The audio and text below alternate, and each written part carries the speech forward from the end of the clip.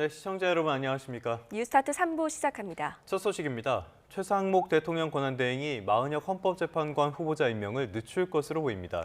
국무위원들의 의견을 수렴한 결과 상당수가 신중할 것을 요구했는데 여기에 정치적 문제를 고려해 최종 결정까지는 시간이 더 걸릴 것이란 관측입니다. 이종구 기자입니다. 마은혁 헌법재판관 후보자에 대한 임명 문제가 초미의 관심사로 떠오른 가운데 열린 국무회의. 최상목 대통령 권한대행은 경제와 국제정세 현안 등에 대해 주로 언급했지만 마은혁 후보자에 대해선 전혀 거론하지 않았습니다. 그 어느 때보다도 대한민국의 생존과 번영을 위한 통합의 힘이 절실합니다. 대신 국무회의 직전에 비공개 국무위원 간담회를 열어 의견 청취에 나섰습니다. 이 자리에서 상당수 국무위원은 마은혁 후보자 임명 문제는 심사숙고해야 한다는 의견을 낸 것으로 전해졌습니다. 이와 관련해 변수가 떠올랐는데 한덕수 국무총리의 탄핵 심판 선고가 임박한 만큼 이 결과를 보고 결정하자는 의견도 국무위원 사이에서 나온 것으로 알려졌습니다. 이와 함께 마은혁 후보자가 진보 성향으로 분류되면서 대통령 탄핵 심판에 편향적일 수 있다는 여당의 반발도 외면하기 힘들어 보입니다. 앞서 최상목 권한대행은 지난해 말 국회에서 넘어온 헌법재판관 후보자 3명 가운데 2명만 임명하고 마은혁 후보자는 임명하지 않았습니다. 여야 합의가 안 됐다는 게 이유였습니다. 하루라도 빨리 정치적 불확실성과 사회 갈등을 종식시켜 경제와 민생 위기 가능성 차단이 필요하다는. 하지만 최근 헌법재판소는 여야 합의를 이유로 마은혁 후보자 임명을 보류한 건 위헌이라고 결정했습니다. 이 때문에 임명을 계속 미루는 건 최 대행에겐 부담으로 작용할 수밖에 없지만 정치적 역학관계 등을 고려해 임명을 급하게 서두르진 않을 것이란 관측이 현재로선 우세한 상황입니다. YTN 이종구입니다. 마은혁 헌법재판관 후보자 임명 여부를 놓고 정치권의 파열음은 계속되고 있습니다. 여당은 절대 임명 불가 입장을 재확인했고요. 반대로 야당은 헌재 결정을 들어서 최 대행을 거듭 압박했습니다. 여야는 일단 민주당 주장을 들어 정부 측을 뺀 국정협의회를 열기로 했습니다. 임성재 기자입니다. 국민의힘은 마은혁 헌법재판관 후보자 임명은 결코 용납할 수 없는 일이라고 다시금 못을 박았습니다. 마 후보자 미임명에 반발해 지난주 여야정 국정협의회에 불참한 민주당의 행위를 협박으로 규정하고 최 대행이 이에 굴복해선 안 된다고 목소리를 높였습니다. 결국 헌법재판관 임명 여부는 민주당의 협박으로 진행될 사안이 아니라 대통령 권한대행이 숙고 끝에 신중히 결정할 사안인 것입니다. 과거 판례를 토대로 마 후보자의 진보 성향을 상기시키는 동시에 헌법재판소 역시 임명 자체를 강제한 건 아니란 점도 부각했습니다. 일부 여당 의원들은 마 후보자 임명에 반대해 단식에 돌입한 박수영 의원을 찾아 힘을 싣기도 했습니다. 민주당은 그러나 마 후보자를 임명하지 않은 건 위헌이란 헌재의 결정에도 최 대행이 고집을 피우고 있다고 맞섰습니다. 대통령 권한대행으로서 국정수습에 책임을 다하긴커녕 헌정질서 파괴에나 일조하고 있다는 겁니다. 구급 공무원도 이렇게 막 나가면 중징계를 피할 수 없습니다. 최상목 대행의 임무와 역할은 국정 정상화이지 내란 대행이 아닙니다. 최 대행 앞에 놓인 명태균 특검법 공포 문제도 언급하며 시간이 지날수록 감당해야 할 책임만 커진다고도 경고했습니다. 다만 당내에선 민생 경제가 모래 위에 쌓은 집처럼 위태로운 만큼 국정협의회 대화는 이어가야 한다는 목소리도 나왔습니다. 결국 여야는 여야정에서 정부 측, 즉 최 대행을 뺀 채 오는 6일 국정협의회를 열기로 했습니다. 여야가 마은혁 후보자 임명 문제를 두고 신경전을 이어가는 건 윤 대통령 탄핵 심판 과정에서 혹시 모를 변수로 작용할 수 있기 때문으로 보입니다. 이번 달 윤 대통령 탄핵 결론과 이재명 대표 선거법 위반 2심 결과 등과 맞물린 여야의 주도권 다툼은 한층 더 거세질 전망입니다. YTN 임성재입니다. 채용 비리 논란이 불거진 중앙선거관리위원회가 국회 통제 방안 논의에 적극적으로 참여하겠다며 대국민 사과를 했습니다. 하지만 국민의힘은 특별감사관 도입을 예고하며 선관위를 향한 공세 수위를 올렸는데요. 야당은 자칫 부정선거 의혹에 힘을 실지는 않을지 고심이 깊어지는 모습입니다. 손효정 기자입니다. 감사원 직무감찰 결과 고위 간부 자녀의 경력 채용과 기강회의 등 여러 비위가 적발된 중앙선관위가 다시 한번 고개를 숙였습니다. 특혜 채용 의혹이 불거진 직원 10여 명에 대해서도 징계를 비롯한 엄중 조치를 예고했습니다. 선관위는 그동안 자체적으로 인사, 채용 개혁안을 마련해 왔다면서도 국정조사나 국정감사에 더해 국회 차원의 통제 방안 논의가 진행된다면 참여하겠다는 뜻을 밝혔습니다. 하지만 선관위 공세에 집중해왔던 여당은 비판 수위를 한층 높였습니다. 부패 선관위를 견제할 시스템이 필요하다며 특별감사관 도입과 선관위 사무총장 국회 인사청문회 추진 등 5가지 개혁 방안도 제시했습니다. 외부 감시, 견제 강화를 위한 특별감사관 도입, 이번 주 중으로 선거관리위원회 특별감사관법을 발의하겠습니다. 장동혁 의원은 사전투표제 폐지 법안을 발의했는데 지도부 차원에서 공식 논의되진 않았지만 사전투표제와 선관위를 불신하는 강성 지지층을 결집하려는 포석으로도 풀이됩니다. 하지만 민주당은 선관위 관련 언급을 자제하며 거리를 두는 분위기입니다. 채용비리 문제는 당연히 해결해야 하지만 모든 기관마다 별도 기구를 만들 수 없는 만큼 특별감사관 도입엔 신중한 태도입니다. 무자격자를 뽑는 게 아니고 기관 대 기관의 경력직 채용을 뽑는 과정에서 그런 비리가 있었던 모양인데 그건 제도적으로 얼마든지 개선할 수 있다고 생각합니다. 자칫 선관위 흔들기로 윤 대통령이 계엄 선포 명분으로 내세웠던 부정선거 의혹을 확산시킬 수 있다는 우려도 나오고 있습니다. 대통령 탄핵 심판 결과에 따라 조기 대선이 현실화할 수 있는 상황에서 선거 관리를 주관하는 선관위를 둘러싼 여야의 신경전도 한층 치열해질 것으로 보입니다. YTN 손효정입니다. 국민의힘이 헌법 개정을 위한 당내 기구를 공식 출범하고요. 야권 원로들도 개헌의 필요성을 연일 강조하는 등 정치권의 개헌 논의가 본격화하고 있습니다. 아직 개헌 논의에 선을 긋고 있는 더불어민주당 이재명 대표를 포위하는 양상이라는 평가도 나옵니다. 이준엽 기자의 보도입니다. 첫 발에 뗀 국민의힘 개헌특위는 권력구조 문제에 초점을 맞췄습니다. 대통령 권력은 줄이되 국회 해산권을 주자는 등의 의견이 오갔는데 민주당 이재명 대표를 향해서도 개헌 논의에 응하라고 압박했습니다. 이재명 대표가 개인적인 고려, 개인적인 이익 때문에 개헌에 응하지 않고 있다고 그렇게 보고 있습니다. 전직 국회의장과 국무총리를 비롯한 야권 원로들 역시 헌법 자체보단 헌법 정신을 가볍게 여기는 현행 정치가 문제라고 지적하면서도 극심한 혼란이 닥친 지금이야말로 개헌의 적기라며 선거제 개편 등까지 함께 논의하자고 입을 모았습니다. 정치가 퇴행하고 있는 원인을 찾아야 합니다. 할 수 있는 최대한 그 원인을 제거하거나 치유해야 합니다. 여권 잠룡들과 야권의 비이재명계 인사들마저 최근 개헌론을 연이어 꺼내들며 정치권 개헌 논의가 본격화된 모양새입니다. 민주당 이재명 대표는 내란 종식에 집중할 때라며 일단 거리를 두고 있지만 개헌론에 포위당하는 구도가 되며 고심이 깊어질 것으로 보입니다. 친명계 인사들도 지금 단계의 개헌론은 반 이재명 공세에 불과하다며 깎아내리는 분위기지만 향후 조기 대선 국면이 열릴 경우 이 대표 역시 어떤 방향이건 개헌과 관련한 청사진을 내는 게 불가피하다는 기류도 감지됩니다. 조기 대선 국면이 나온다고 하면은 여당이나 야당이나 개헌에 관련된 입장들은 발표할 것으로 보고 있고요. 이재명 대표도 그렇게 하지 않을까 생각합니다. 정치권에선 여야 할 것 없이 쳇바퀴처럼 반복되어 온 개헌론이 이번에야말로 결실을 거둬야 한다며 이재명 대표를 향한 압박 수위를 높이고 있습니다. 앞서 이 대표는 지난 대선 후보 시절 4년 중임제 개헌을 공약한 바 있는데 이번엔 어떤 입장을 낼지 주목됩니다. YTN 이준엽입니다.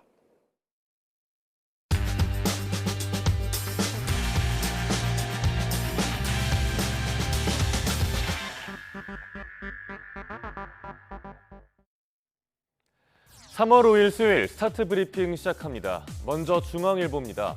미국이 우크라이나의 군사 지원을 끊기로 했죠. 우방이라 하더라도 군사 원조를 언제든 맺고 끊을 수 있다는 인식을 확실하게 드러냈습니다. 우리나라도 트럼프식 강압 외교의 타깃이 될지 모르는데 우리 안보의 직격타가 될 주한미군 철수카드 등 여러 시나리오를 분석한 기사입니다. 트럼프는 우리나라를 부자 나라로 불러왔습니다. 우리나라의 방위비 분담금을 늘리려 강수를 둘 수 있다는 분석이 나옵니다. 한반도 전략자산 전개를 중단하려 할 수도 있는데요. 그러면 우리로선 자체적으로 대북 억제력을 고민해야 할 수도 있습니다. 트럼프 대통령의 이런 외교가 북한을 비롯한 반자유주의 국가에 잘못된 신호를 줄 수 있다는 지적도 있습니다. 실리를 위해서 우방국의 안보도 수단화하고 북한 등 적국과 협상을 타결할 수도 있다는 겁니다. 트럼프는 일기 때 이미 주한미군 카드를 건드렸던 적이 있었죠. 이번에도 가능성을 배제할 수 없다는 의견도 있습니다. 다만 미국은 중국 견제가 우선이라는 큰 틀에서 볼 때 한미동맹, 한미일 협력을 훼손하진 않을 거라는 분석도 나왔습니다. 우리나라로선 트럼프의 전략을 지켜보면서 여러 가능성을 열어두고 철저히 대비할 필요가 있어 보이네요. 다음 서울신문입니다. 개천에서 용난다는 말이 거의 안 나오는 시대죠. 우리나라의 짙게 이운 양극화의 그늘을 다뤘습니다. 외환 위기와 함께 계층 사다리가 무너지고 또 N포 세대가 늘었다는 내용입니다. 소득 상하위 10%가 한 연소득은 차이가 얼마나 벌어졌을까요? 격차가 2억 원이 넘습니다. 소득 5분위 비율은 5.72배인데 이건 상위 20%의 소득이 하위 20%의 5.72배라는 뜻입니다. 계층 간 자산 격차를 키운 건 부동산, 집값 상승입니다. 유주택자와 무주택자의 자산 틈은 갈수록 벌어지는 중입니다. 무주택 가구의 순자산이 18%가 늘어나는 동안에 다주택 가구는 43% 늘어났습니다. 부모의 직업과 재산, 인적 자본까지 대물림되면서 인생 역전은 신기루가 됐습니다. 1년 동안 소득 분위기가 오른 국민은 18%에 그쳤는데요. 계층 사다리를 오른 사람이 5명 중에 1명도 안 된다는 얘기입니다. 또 청년 10명 중에 8명은 한국 사회의 불평등이 더 심각해졌다고 느끼고 있었는데요. 결혼과 취업 등 여러 가지를 포기하는 N포 세대에 이어서 이젠 계층 상승을 포기하는 개포족이란 말까지 등장했습니다. 정부가 가장 많은 예산을 복지에 쏟았지만 양극화라는 구조적인 문제를 해결하기엔 부족했다는 전문가 지적도 신문은 함께 전하고 있습니다. 이어서 조선일보입니다. 금 투자 열풍이 분다던 게 불과 얼마 전입니다. 그런데 내릴 줄 모르고 고공행진한다던 금값이 최근에 꽤 많이 떨어졌습니다. 국제 금값이 1%가 떨어질 때 국내 금값은 15%가 떨어진 김치 프리미엄이 빠진 게 그 배경입니다. 김치 프리미엄이 뭔지부터 우선 볼까요? 같은 자산이라도 해외보다 국내에서 더 비싸게 거래되는 현상을 말하는 신조어입니다. 최근 국내 금값에서 이 프리미엄이 빠지면서 금 투자에 나섰던 사람들이 손해를 보게 된 거죠. 지난달 14일 금은 1g당 16만 3,530원에 거래되는데요. 28일엔 13만 9,030원까지 내려왔습니다. 15%가량 떨어진 건데 같은 기간에 국제 금값은 1%만 하락했습니다. 이러다 보니 국내와 국제 금 시세 괴리율이 최고 24%까지 치솟은 날도 있었습니다. 금값이 과열됐다는 경고에 프리미엄은 줄어들었습니다. 김치 프리미엄은 코인 시장에서도 나타나고 있습니다. 투자 열기가 과열되고 수요가 확 늘어날 때 이런 현상이 두드러지는데요.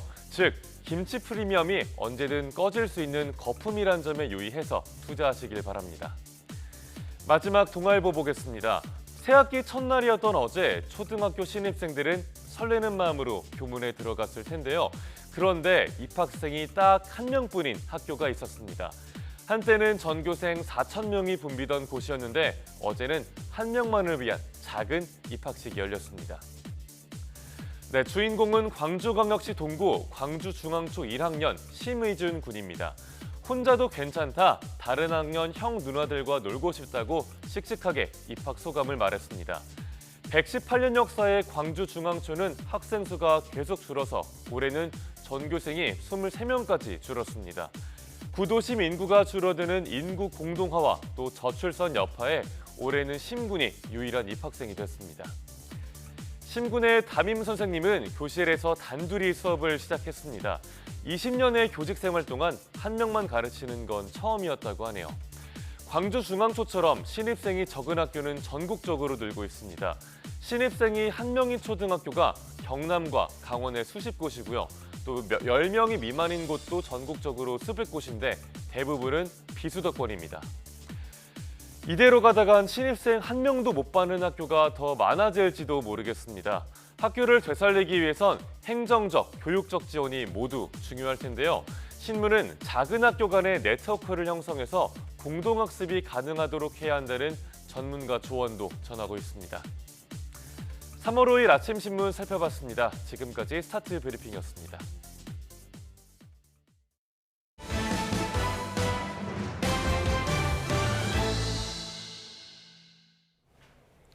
트럼프의 뒤끝이 이어지고 있습니다. 미국이 우크라이나에 대한 군사 지원을 중단했고요. 그러다 보니까 젤렌스키 대통령은 미국의 연신 감사의 뜻을 표하면서 사실상 무릎을 꿇었습니다. 이런 가운데 유럽이 미국이 빠진 안보를 준비하고 있습니다. 홍주혜 기자입니다. 급기야 미국이 군사 지원까지 끊자 젤렌스키 우크라이나 대통령은 자세를 바짝 낮췄습니다. 지난달 28일 백악관 정상회담이 파국으로 끝나 유감이고 이제는 바로잡을 때라고 밝혔습니다. 트럼프 대통령의 리더십 아래 평화를 위해 노력할 준비가 돼 있다며 공중과 해상에서 휴전을 즉시 시행할 것을 제안했습니다. Країна завжди буде вдячною Америці за всю ту підтримку, яка надавалась, яка надається і яка працює на збереження на сьогодні вже доволі крихких основ безпеки в Європі. 젤렌스키 대통령을 사실상 무릎 꿇린 미국은 지난번에 무산된 광물 협정 체결에 대한 관심은 거두지 않고 있습니다. The president is just trying to ensure that the American people get a fair deal while simultaneously ensuring we have access to some minerals and resources that are very important for the economy of the future. 미국의 안보 우산이 약해질 거란 우려가 그 어느 때보다도 커진 가운데 유럽은 대비에 들어갔습니다. 유럽연합 EU 회원국의 방위비 증액을 촉진하기 위해 최소 8천억 유로, 우리 돈 1229조 원에 이르는 자금 동원 계획이 공개됐습니다. EU 재정 준칙을 완화해 회원국들이 국방비 지출을 GDP의 1.5%씩 늘릴 수 있도록 하는 게 골자입니다. Rearm Europe could mobilize close to 800 billion euros of defense expenditures for a safe and resilient Europe. EU 집행위는 6일 특별 정상회의에서 이번 계획을 놓고 원칙적 합의를 이루길 기대하고 있습니다. YTN 홍주혜입니다. 아랍연맹의 정상들이 이집트 카이로에 모여 트럼프 대통령의 가자지구 개발 구상에 맞설 재건 계획을 채택했습니다. 이집트가 제시한 가자지구 재건 구상을 아랍 국가들이 수락할 건데 이스라엘은 반발했습니다. 김지영 기자입니다. 팔레스타인 주민을 주변국에 이주시키고 가자지구를 휴양지로 개발하겠다. 트럼프 대통령의 구상에 대한 대응책을 논의하기 위해 아랍권 정상들이 이집트 카이로에 모였습니다. 이주 후보국으로 꼽혀 발등에 불이 떨어진 이집트와 요르단이 앞장섰습니다. 특히 이집트는 팔레스타인과의 협력을 강조한 자체적 가자지구 재건 구상을 내놓아 아랍 국가들의 수락을 받아냈습니다. وعملت مصر بالتعاون مع دولة فلسطين الشقيقة والمؤسسات الدولية على بلورة خطة شاملة متكاملة لإعادة إعمار قطاع غزة دون تهجير للفلسطينيين تبدأ بعمليات الإغاثة العاجلة والتعافي المبكر وصولا لعملية إعادة بناء القطاع. 이집트가 제안한 가자지구 재건에는 5년간 총 530억 달러, 우리 돈 약 77조 원이 들어갈 것으로 추산됩니다. 첫 6개월은 건물 잔해를 치운 뒤 임시주택을 설치하고 이후 2년간 주택 20만 호를 건설할 계획입니다. 마지막 2년 반 동안 추가로 주택 20만 호와 공항까지 세운다는 구상입니다. 팔레스타인 무장정파 하마스는 성명을 통해 아랍의 역할을 기대한다고 밝혔고 유엔 사무총장도 협력을 다짐했습니다. I welcome and strongly endorse the Arab-led initiative to mobilize support for Gaza's reconstruction clearly expressed in this summit. And the UN stands ready to fully cooperate in this endeavor. 반면 이스라엘은 현실을 반영하지 못했다며 트럼프 대통령의 구상을 장려해야 한다고 주장했습니다. YTN 김지영입니다. No room left for Mexico or for Canada. No, the tariffs, they're all set.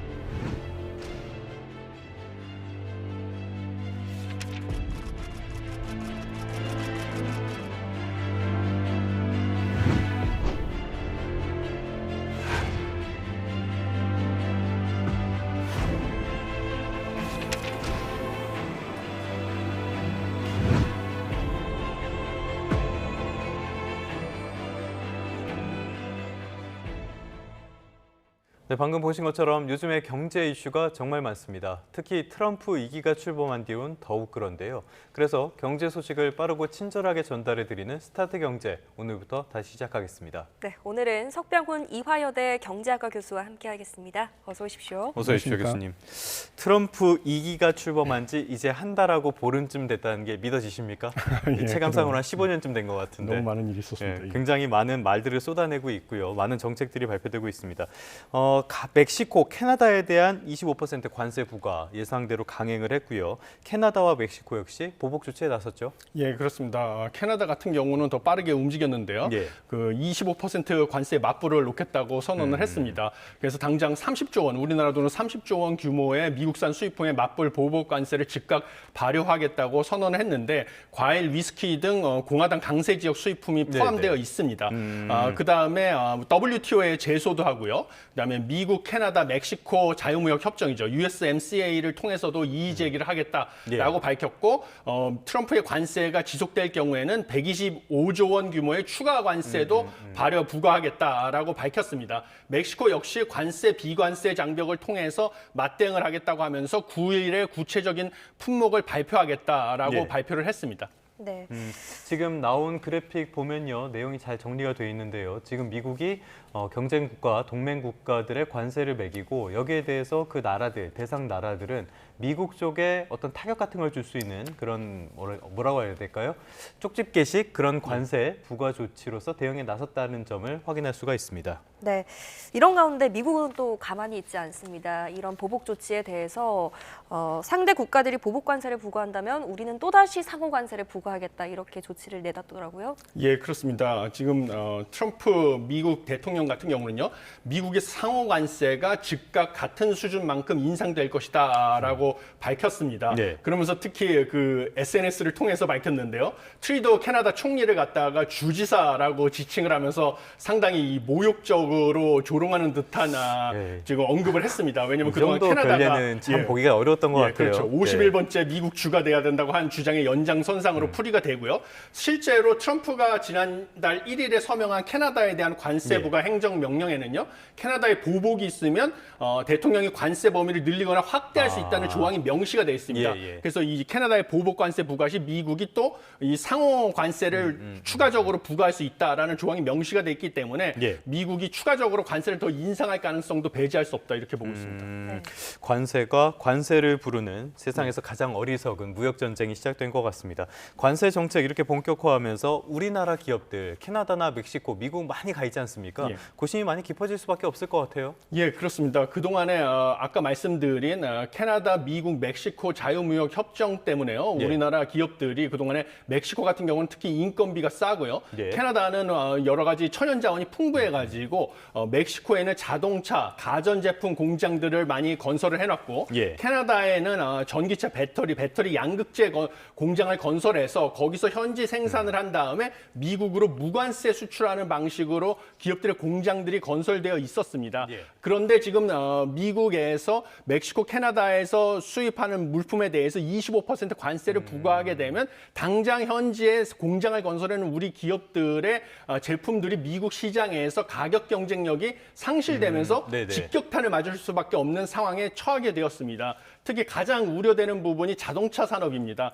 지금 현대자동차, 기아자동차, 특히 기아자동차 같은 경우는 멕시코에 있는 공장에서 차량을 생산해서 이 중에서 65%가량이 미국 시장에다가 판매를 하고 있었거든요. 그런데 이것이 지금 직격탄을 맞았는데 당장 이제 앞으로 멕시코와 미국 간의 협상, 그다음에 미국과 캐나다 간의 협상에 따라서 이 관세율이 조정될 가능성도 배제할 수 없기 때문에 지금 이것 때문에 당장 멕시코에 있는 공장을 갖다가 미국으로 옮길 수도 없는 노릇이지 않습니까?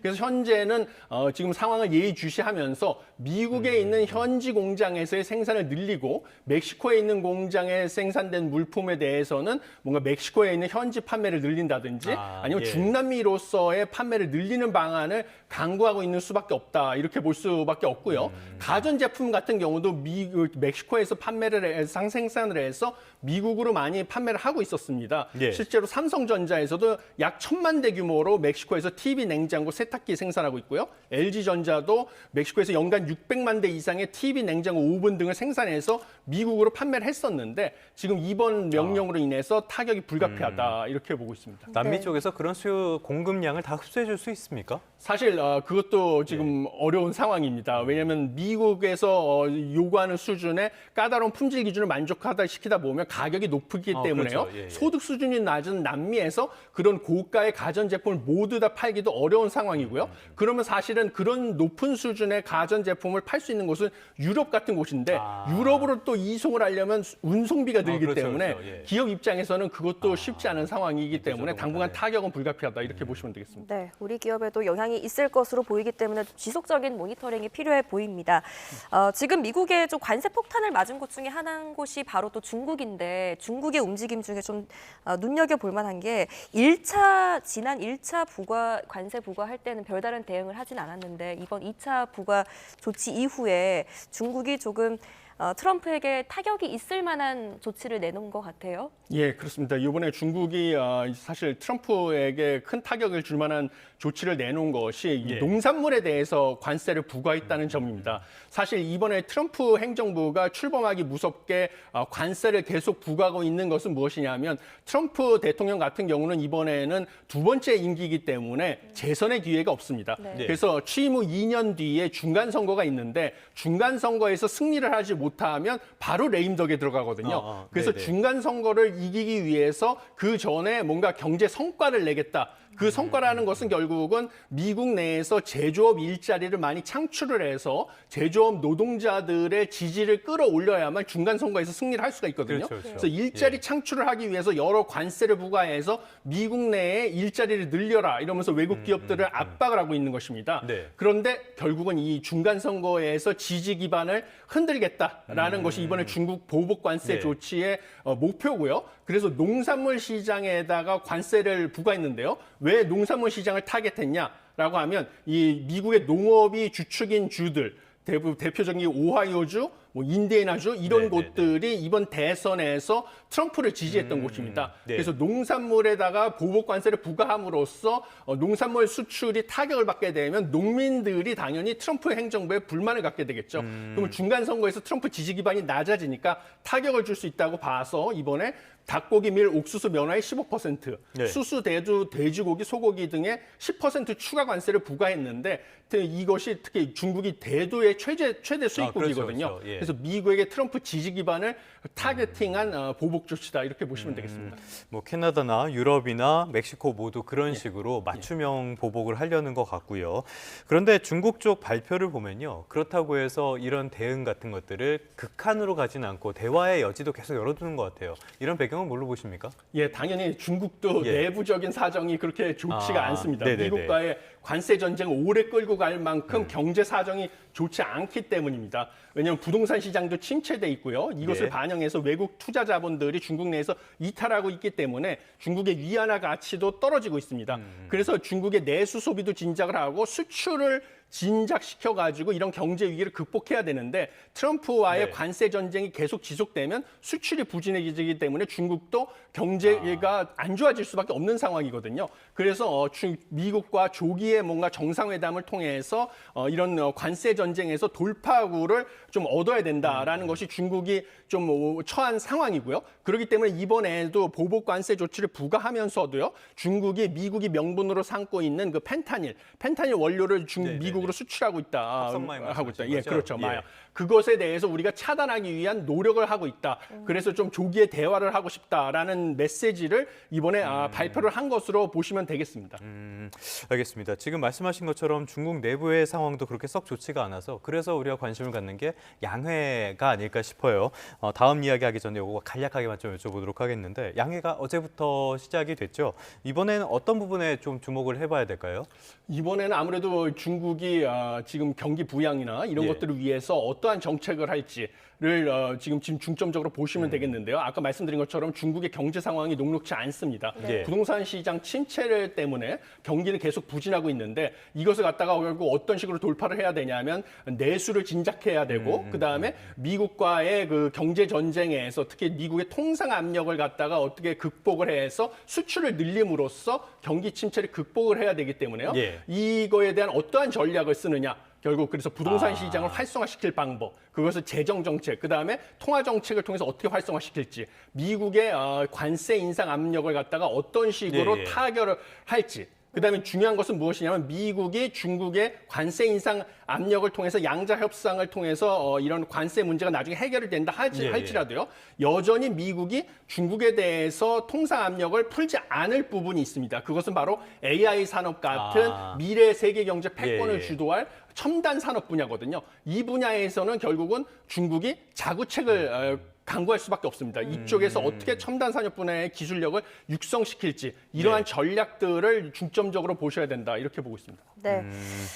중국 입장에서도 미국의 움직임이 좀 중요할 것 같은데 어리석은 무역 전쟁이라는 말이 여기서 나온 걸까요? 트럼프의 이런 관세 정책이 결국에는 미국으로 다시 부메랑처럼 돌아올 것이다. 이런 얘기가 나오는데 어떻게 보십니까? 예, 당연히 이거는 예상된 수순이라고 보시면 되겠습니다. 왜냐하면 지금 미국 같은 경우는 스태그플레이션 우려까지 나오고 있는 상황입니다. 왜냐하면 지금 트럼프가 전방위적으로 관세를 부과하다 보니까요. 당연히 상대국도 보복 관세를 부과할 수밖에 없습니다. 그다음에 이 산업 구조가 복잡하게 얽혀 있어서요. 대표적으로 자동차 산업만 보다 할지라도요. 지금 자동차 같은 경우는 자동차에 들어가는 철강이나 알루미늄 이런 원재 중간재가 있습니다. 이런 중간재에도 미국이 관세를 부과하게 되면 결국은 미국산 자동차에 들어가는 철강, 알루미늄의 가격이 올라가면 이것은 미국 자동차의 가격 자체도 올라갈 수밖에 없는 상황입니다. 그러면 국내 물가 상승은 불가피합니다. 이번에 멕시코, 캐나다에 관세를 부과하게 되면 멕시코에서 수입되는 농산물 가격이 즉각적으로 상승을 하기 때문에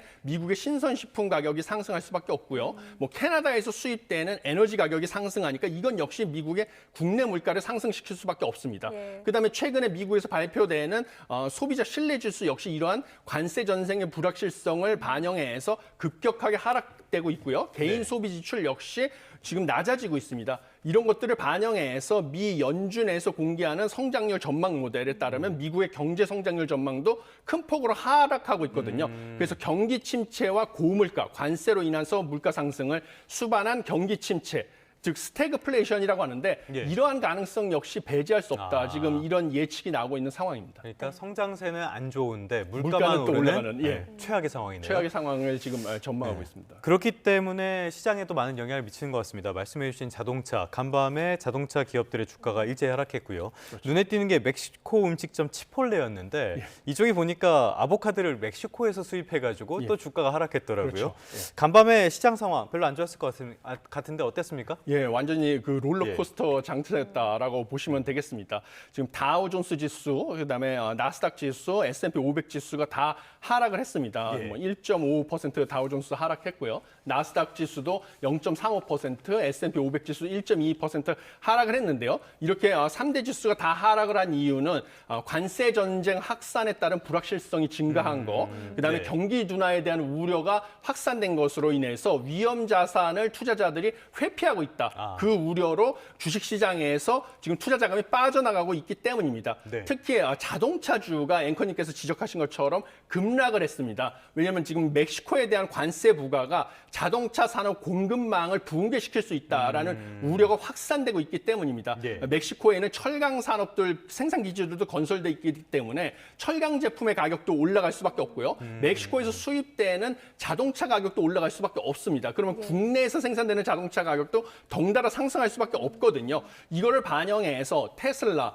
GM, 포드, 스텔란티스 같은 모든 자동차주의 가격들이 4%에서 2% 이상 급락을 했습니다. 네. 뭐 이렇게 보시면 되겠습니다. 네, 지금 국내 상황 좀 더 짚어보면 지금 수출이 연초부터 좀 흔들리는 모양새인 것 같습니다. 아직 관세 부과 조치가 시작되지도 않았는데 우리나라 좀 어떤 대책을 좀 강구하고 있어야 될 것 같습니까? 그렇습니다. 지금 1월 달만 해도 전년 동월 대비 무려 수출이 10%나 하락을 했고요. 네. 2월 달은 그래도 1% 상승을 했지만 여전히 지금 수출이 부진할 상황입니다. 미국의 관세 전쟁이 본격화되면 이것을 반영해서 수출이 더 어려워질 것으로 보이는데요. 일단은 제가 생각하고 있는 우리나라의 대책은 크게 세 가지로 보고 있습니다.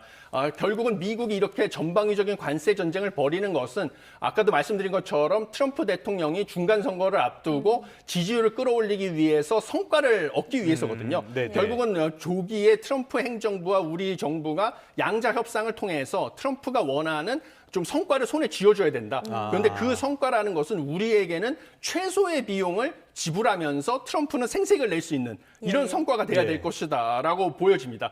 대신 우리는 지킬 수 있는 건 지켜야 되겠죠. 그래서 제가 보기에 우리에게 제일 적은 비용을 주면서 트럼프가 생색을 낼 수 있는 것은 첫 번째는 미국으로부터 에너지 수입을 늘리는 것입니다. 그러면 어차피 우리는 에너지를 중동에서 수입을 해왔기 때문에 그것을 대신 미국으로부터 수입을 늘리면 대미 무역 수지 흑자는 낮추니까 트럼프는 생색을 낼 수가 있고요. 우리는 대신 비용은 적습니다. 대신 우리는 다른 걸 지킬 수 있겠죠. 두 번째는 트럼프가 원하는 조선업에서 협력을 우리가 선제적으로 제한을 하는 것입니다. 그러면 트럼프가 뭔가 군함이나 이런 거 건조하는 데서 협력을 얻어낼 수 있으니까 원하는 성과를 제시할 수 있고요. 우리는 조선업에서 새로운 수출 시장을 개척하는 효과를 얻을 수가 있습니다. 마지막은 뭔가 포괄적 점진적 환태평양 경제 동반자 협정 TPP라고 하는데 이것은 아시아 태평양 11개국 자유무역 협정이거든요. 여기에 가입을 추진하는 것이 필요하다. 저는 이렇게 보고 있습니다. 이렇게 되면 중국에 대한 공급망 의존도를 낮추고요. 미국과 중국을 제외한 새로운 아시아 태평양 11개국과 자유무역 협정이 체결되는 것이니까 새로운 수출 시장을 개척하는 효과가 있다. 그래서 이러한 세 가지 정책을 좀 추진해 볼 필요가 있다 이렇게 보고 있습니다. 에너지 수입과 조선업에서의 협력 강화 그리고 아태 지역의 협정 가입에 더 적극적으로 나서야 된다라는 이야기까지 들어봤습니다. 이번에는 이 이야기 간략하게 좀 나눠보도록 할게요. 홈플러스 많은 분들이 찾는 곳이지 않을까 싶은데 국내 2위의 대형마트 홈플러스가 기업 회생 절차에 들어가는 것 같아요. 이거 충격이 좀 클 것 같은데 어떻게 보십니까? 지금 뭐 당장은 뭘 크게 우려하실 필요는 없지 않나 저는 이렇게 보고 있습니다. 지금 홈플러스 측의 주장에 따르면요. 지금 유동성 확보 차원에서 좀 예방적으로 지금 기업 회생 절차를 신청했다. 이렇게 주장을 하고 있습니다. 왜냐하면 이 유통업의 특성상요.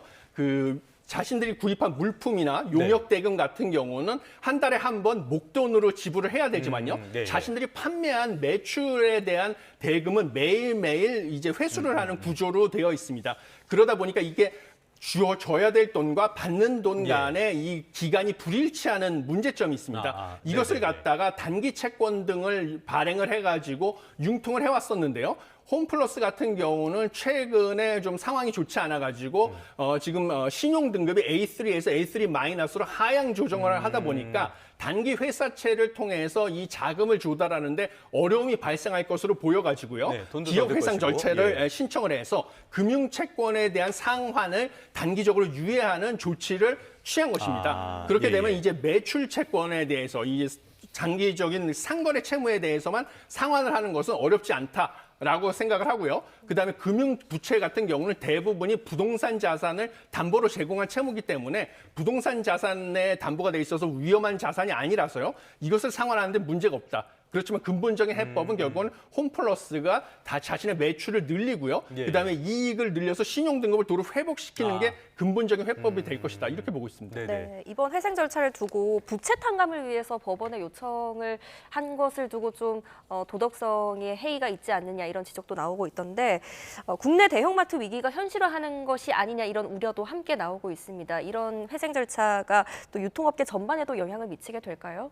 예, 사실 뭐 금융 채권을 가지고 있는 채권자 입장에서는요, 자신의 채무를 상환을 해야 되는데 회생 절차를 신청함으로써 자신의 채무 상환을 일단은 미루게 됐으니까 도덕적 해이가 아니냐 이런 불만이 제기되는 것, 이런 지적은 타당하다 이렇게 보고 있습니다. 그리고 유통업 같은 경우는 사실 지금 최근에 위기에 처한 것은 사실입니다. 가장 큰 위기는 사실은 알리테무 시인으로 대표되는 C커머스죠. 중국의 전자상거래 업체들이 우리나라의 그 150달러에 대한 그 해외 직구에 대해서 관세와 부가세를 면제하는 이런 것을 이용해서 사실은 우회 수출, 관세 장벽 우회해서 수출하는 경로로 활용하고 있거든요. 이것으로 인해서 국내 유통업들이 많은 타격을 받고 있는 것은 현실이고요. 이것에 대해서 미국과 유럽 같은 경우는 중국의 관세 장벽 우회 수출 경로를 차단하기 위한 조치를 계속 검토하고 취하고 있습니다. 그래서 우리도 역시 중국이 만약에 미국하고 유럽에 대한 이런 관세 장벽 우회 수출, C커머스를 통한 우회 수출 경로가 차단될 경우 한국 같은 나라를 통해서 우회 수출을 늘릴 가능성이 큽니다. 그래서 우리도 이것에 대한 좀 차단을 위한 조치를 검토할 필요성이 있다. 그래서 국내 유통업을 보호할 방안을 강구할 필요성은 있다. 이렇게 보고 있습니다. 말씀하신 것처럼 지금 국내 유통업이 굉장히 어려운 상황이고요. 쿠팡이라든지 C커머스의 공습 굉장히 거세다고 할 수가 있는데 그럼 C커머스가 지금 우리나라에 이렇게 적극적으로 진출하고 즉각 진출도 지금 계속 하고 있지 않습니까? 이런 배경이 우리나라 시장에 대한 어떤 잠재력보다는 우회 수출 경로라는 측면이 더 강하다고 봐야 되는 겁니까? 예, 두 가지 이유가 있다고 저는 보고 있습니다. 첫 번째는 이 C커머스를 통해서는 아까 말씀드린 것처럼 150달러 부가세랑 관세 면제를 통해서 관세 장벽을 우회해서 수출할 수 있는 장점이 있고요. 두 번째는 무엇이냐면 C커머스를 통해서 수출을 하면 전자상거래 플랫폼이라는 것이 우리가 왜냐하면 이거 쿠팡이나 뭐 이런 것들을 통해서 제품을 구매하실 때는요. 제품을 검색을 해본 기록도 거기에 고객 정보로 남아 있고요. 뭐 제품에 대해서 산 다음에 리뷰도 작성을 할 수가 있습니다. 이런 고객들의 소비 성향이라든지 패턴에 대한 데이터를 축적을 할 수가 있습니다. 이 데이터를 갖다가 중국 기업들이 반출을 해서요. 인공지능을 통해서 학습을 시키면요. 향후 한국 고객들에 대한 신상품 개발이라든지 마케팅 전략, 광고 개발 이런 것을 활용을 할 수가 있습니다. 이런 한국 시장에 대한 신제품 개발과 광고, 마케팅에 중국 기업들이 활용을 하게 되면 나중에 한국 기업들이 더 큰 위험에 직면할 수 있기 때문에 이런 지금 AI 산업 패권 경쟁 하에서 상대국의 데이터를 확보하기 위한 수단으로서 C커머스가 한국 시장에 진출하는 통로가 된다. 이렇게 보시면 되겠습니다. 네, 알겠습니다. 오늘 도움 말씀 여기까지 듣겠습니다. 오늘은 석병훈 이화여대 경제학과 교수와 함께했습니다. 잘 들었습니다. 네, 고맙습니다. 감사합니다.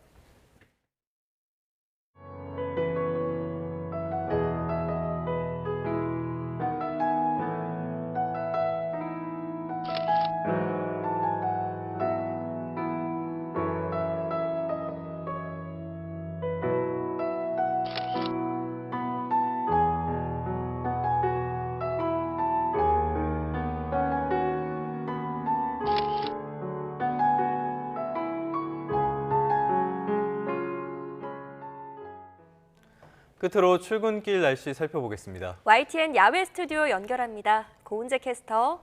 네, 고은재입니다. 어제만 해도 다시 겨울이 된 것처럼 전국에 눈비가 내렸는데요. 오늘 상황은 어떻습니까? 네, 오늘은 만물이 겨울잠에서 깨어난다는 절기 경칩인데요. 오늘 서울에서는 뚜렷한 눈비 소식 없이 하늘만 흐리겠고 낮부터는 공기도 어제보다 온화해지겠습니다. 다만 출근길 공기는 여전히 쌀쌀하니까요. 나오실 때는 따뜻한 외투 챙겨 입으시는 게 좋겠습니다. 네, 그런데 아직 눈비가 오는 지역도 있죠? 네, 그렇습니다. 여전히 동해안과 일부 남부지방에서는 눈비가 계속되고 있고요. 이 수도권 등 그 밖의 지역에서도 밤사이 기온이 떨어지면서 어제 내린 눈비가 도로에 얼어붙거나 도로가 젖어 있는 곳이 많습니다. 오늘 출근길에는 미끄럼 사고에 주의가 필요하겠습니다. 현재 레이더 화면 살펴보면 동해안과 일부 남부지방에 눈비구름이 머물고 있습니다. 특히 이미 폭설이 쏟아진 영동 지역에는 대설특보가 유지 중인 가운데 오전까지 시간당 1에서 3cm의 강한 눈이 집중될 수 있겠습니다. 강원 산간과 동해안에는 오늘 밤까지 8에서 15cm, 경북 북동 산간에도 오후까지 최고 5cm의 눈이 더 내리겠고요. 오늘 충남과 호남 지역에도 5mm 안팎의 산발적인 비가, 경남에는 약한 눈도 함께 섞여 내리는 곳이 있겠습니다. 그 밖의 지역에서도 오늘 하늘이 흐린 가운데 현재 서울 기온이 2.4도, 대구는 3도 보이고 있고요. 낮에는 대부분 지역이 10도 안팎까지 올라서 일교차가 크게 벌어지겠습니다. 서울과 광주 9도, 부산은 10도 예상됩니다. 제주도는 내일 새벽까지 비나 눈이 이어지겠지만 그 밖에 내륙에서는 내일부터 맑은 하늘이 드러나겠습니다. 다만 일교차는 계속해서 크게 벌어지겠는데요. 봄의 시작부터 날씨 변덕이 무척 심합니다. 환절기 면역력 관리 잘해주셔야겠습니다. 지금까지 서울 상암동에서 YTN 고은재입니다. 네, 3월 5일 뉴스타트 마무리하겠습니다. 활기찬 아침 보내시기 바랍니다. 시청해주셔서 고맙습니다.